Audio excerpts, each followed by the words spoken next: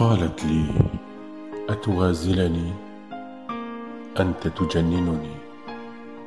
فقلت: مهلا سيدتي، هلا تعيديها وفسري معناها وأجزلي في الشرح، وإياك أن تختصري.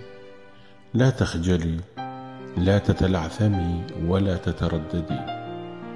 فتبسمت وعن الإجابة أحجمت وتمنعت، إذ أدركت بحديثها أنها تورطت لما أباحت سرها عن حبها وعشقها.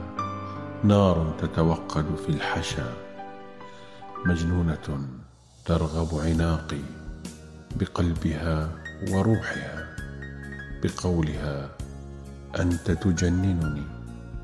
وعدت أطلبها متوسلا فيها تشرح معانيها، فعاندتني رافضة، ابتسمت وأقفلت. يا ليتها قالت: أي المعاني تقصد؟ أنت تجننني.